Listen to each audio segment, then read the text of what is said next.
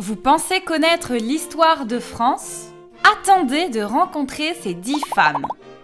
Révoltées, brillantes, courageuses, chacune, à leur manière, elles ont marqué l'histoire française. Et pourtant, vous ne connaissez peut-être pas tous leurs noms. Bienvenue dans cette nouvelle vidéo pour pratiquer votre français. Aujourd'hui, j'ai décidé de lancer un nouveau format. Vous aimez tellement les vidéos Learn French with News que j'ai décidé d'étendre un peu le concept et de vous proposer de pratiquer votre français avec la culture et l'histoire de France. Comme d'habitude, je vais vous expliquer les différents mots de vocabulaire que nous allons voir et je vais également les afficher à l'écran. Vous pouvez aussi télécharger gratuitement la fiche qui reprend le vocabulaire de cette vidéo et la transcription pour avoir tous ces mots dans leur contexte. Allez, on y va. Commençons tout de suite avec une figure que vous connaissez très certainement car c'est l'une des femmes les plus connues de l'histoire de France. Je parle de Jeanne d'Arc, vous l'avez peut-être reconnue. Jeanne est née dans un petit village en Lorraine, dans une famille de paysans, une famille paysanne.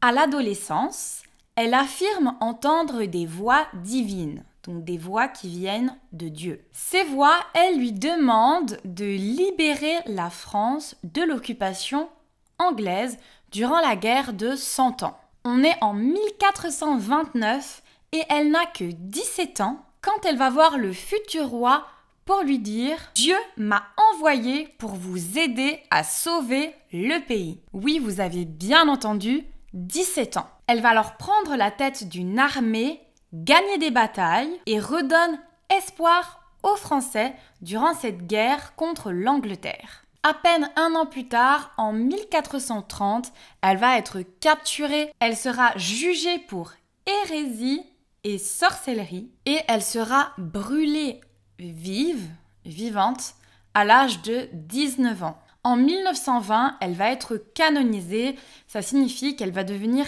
une sainte pour l'Église catholique. Et bien sûr, Jeanne d'Arc reste une héroïne nationale.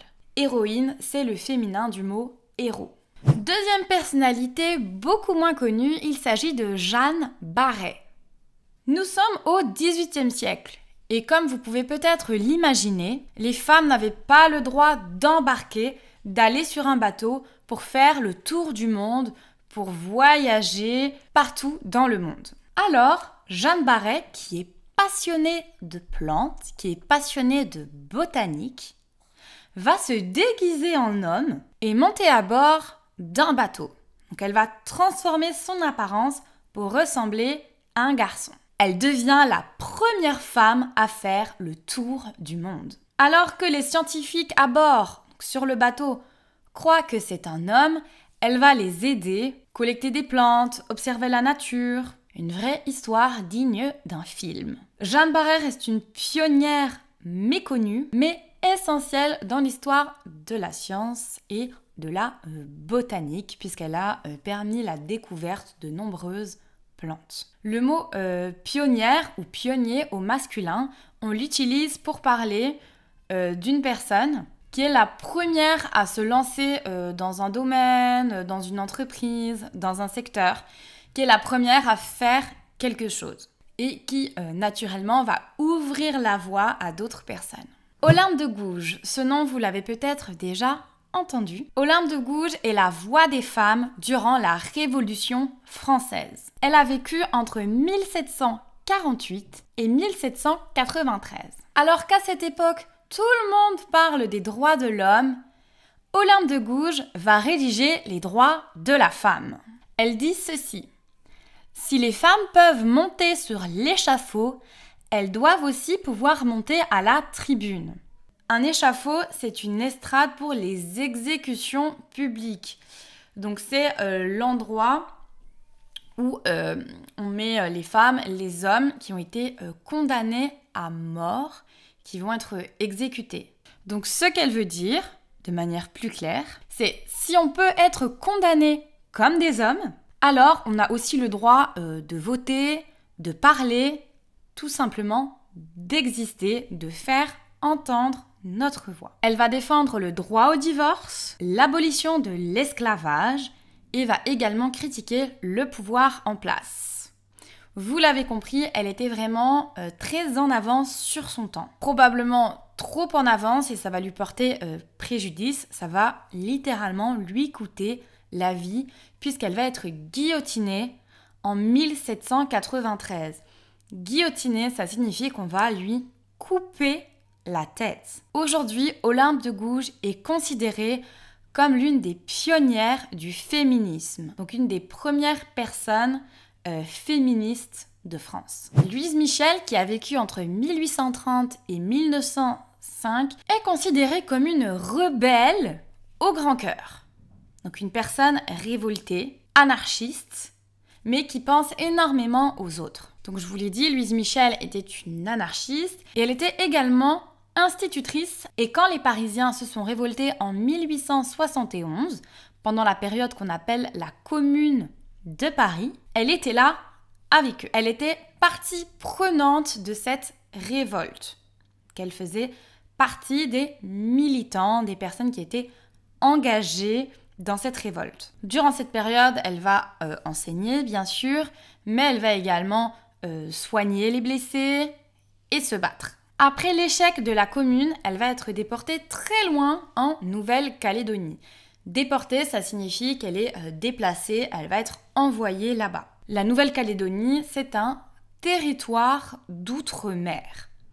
Donc en France, il y a la France métropolitaine, la métropole, donc c'est globalement l'Hexagone, et les territoires d'outre-mer, ailleurs sur le globe, ailleurs sur la planète. Mais même là-bas, elle va continuer à se battre pour la justice. Durant toute sa vie, elle a défendu les pauvres, donc les personnes qui n'ont pas d'argent, les femmes et les peuples colonisés. 5e femme qui a marqué l'histoire de France, celle-ci vous la connaissez forcément, il s'agit de Marie Curie. Marie Curie est une scientifique d'origine polonaise qui a été naturalisée française, donc elle a obtenu la nationalité française durant sa vie. Marie Curie, c'est vraiment la femme de tous les records. C'est la première femme à avoir reçu un prix Nobel et mieux que ça, c'est la seule personne à avoir obtenu 2 prix Nobel dans des catégories différentes, dans des domaines différents, en physique et en chimie. Son prix Nobel de physique, elle l'a obtenu en 1903 et celui en chimie, elle l'a obtenu en 1911. Ses recherches sur la radioactivité ont littéralement révolutionné la science. Pendant la Première Guerre mondiale, elle a également mis en place des unités médicales mobiles pour aider les soldats au plus proche du front. Donc pour soigner les soldats, elle a équipé des véhicules de rayons X. Donc ça permettait de faire des radios et ça aidait les chirurgiens à faire un meilleur travail. Ça aidait les chirurgiens à mieux opérer. Encore aujourd'hui, Marie Curie reste une figure majeure pour la recherche scientifique et un modèle pour des générations de femmes scientifiques. Si vous avez eu la chance de venir à Paris, vous avez peut-être visité le Panthéon. Le Panthéon, c'est un lieu où reposent certaines personnalités historiques qui ont marqué l'histoire de France. Si c'est le cas, vous y avez peut-être vu le tombeau de Marie Curie qui repose aux côtés de son mari, Pierre Curie. Personnalité suivante, vous l'avez également peut-être reconnue, il s'agit de Joséphine Baker. Elle est née aux États-Unis, mais elle est tombée amoureuse de la France.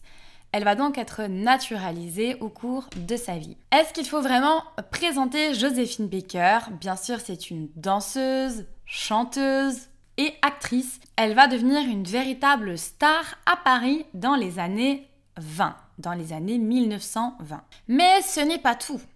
Pendant la Deuxième Guerre mondiale, Joséphine Baker va être une figure de la résistance française. Donc elle va prendre part à la résistance contre l'Allemagne nazie. Elle est donc agent secret pour la France.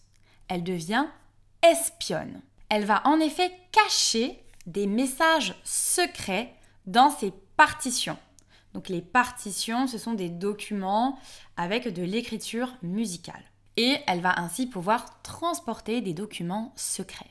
Après la guerre, elle va lutter contre le racisme. Elle va notamment adopter 12 enfants de nationalités différentes, sa tribu arc-en-ciel. Elle a fait cela pour montrer que toutes les cultures peuvent vivre ensemble. En 2021, elle va également faire son entrée au Panthéon. Elle va être panthéonisée. Simone de Beauvoir était une philosophe et écrivaine française. Vous avez peut-être entendu parler de son livre, publié en 1949, qui s'appelle « Le deuxième sexe ». Elle y explique pourquoi, depuis toujours, les femmes sont considérées comme inférieures, donc en dessous des hommes. Elle y dit notamment cette célèbre phrase « On ne naît pas femme, on le devient ». Cette phrase, qu'est-ce qu'elle signifie ? Eh bien que ce n'est pas naturel d'être une femme. Ce n'est pas inné, mais c'est plutôt le résultat de l'histoire. Il n'y a donc pas un destin logique, psychologique, qui est lié à la condition des femmes, qui définit les femmes en tant que telles. Elle a également soutenu les femmes dans leur combat pour la contraception et l'avortement. Elle a été la compagne du philosophe Jean-Paul Sartre, mais elle a toujours gardé son indépendance. Simone Veil, qui a vécu entre 1927 et 2017, a véritablement connu l'enfer. À l'âge de 16 ans, elle a été déportée dans un camp de concentration. Elle a été envoyée à Auschwitz durant la Seconde Guerre mondiale. Après avoir survécu à cette épreuve, elle a décidé de consacrer sa vie à lutter pour les droits humains. Elle a décidé de se battre pour les droits humains. Elle va devenir magistrate, donc ça signifie juge, qu'elle travaille dans le domaine de la justice. Et plus tard, elle va devenir ministre de la Santé. En 1975, elle va faire voter une loi extrêmement importante en France, la loi Veil, qui est une loi historique car elle légalise l'avortement en France. Elle autorise les femmes à se faire avorter, donc à interrompre leur grossesse. C'est une loi difficile qui a connu énormément d'opposition, mais Simone Veil est restée très forte et a mené son projet à bien. Elle est allée au bout de cette loi. Simone Veil devient également la première femme à être présidente du Parlement européen. Elle aussi, elle a été panthéonisée, donc elle est entrée au Panthéon. C'était en 2018. La personnalité suivante est liée à Simone Veil. Il s'agit de Gisèle Halimi. Gisèle Halimi, c'est une avocate brillante, franco-tunisienne, qui a vécu entre 1927 et 2020. Durant sa vie, elle a défendu des causes auxquelles personne ne voulait toucher. En 1972, elle va participer à un procès historique en France. Elle va en effet défendre une jeune femme qui a avorté de manière illégale, puisque ce n'était pas autorisé à l'époque, après un viol. Ce procès va littéralement bouleverser la société française et va notamment mener à la loi Veil dont je vous parlais précédemment, donc la légalisation de l'avortement. Gisèle Halimi s'est également engagée contre le colonialisme.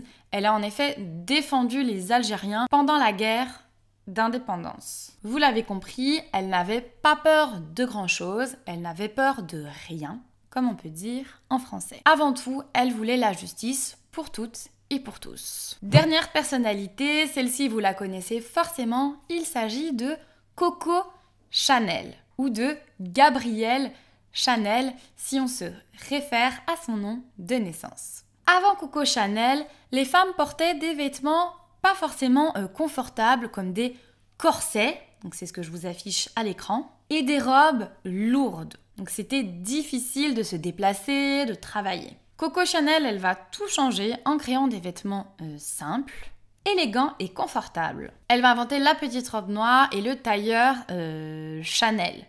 Donc un tailleur, c'est un peu comme un costume, donc c'est l'équivalent du costume mais pour les femmes, avec une jupe. Ainsi, elle va permettre aux femmes de mieux respirer, de bouger et de travailler. Elle a aussi construit un empire seule dans un monde d'hommes. C'est donc une pionnière de la mode, mais également de la liberté féminine, donc de la liberté des femmes. Alors, laquelle de ces 10 femmes vous inspire le plus ? N'hésitez pas à me le dire en commentaire ou dites-moi également si vous connaissez d'autres femmes qui vous inspirent et qui ont marqué l'histoire de France ou l'histoire de votre pays. N'oubliez pas que vous pouvez également télécharger gratuitement la fiche qui reprend le vocabulaire pour le réviser. Dites-moi si ce format vous plaît, si vous voudriez par exemple un focus plus important sur l'histoire d'une de ces femmes ou sur l'histoire d'autres personnalités qui ont marqué la France. Si vous avez aimé cette vidéo, mettez bien sûr un pouce vers le haut, souscrivez à la chaîne et activez la cloche pour ne manquer aucune de mes vidéos de français. Je vous dis à bientôt.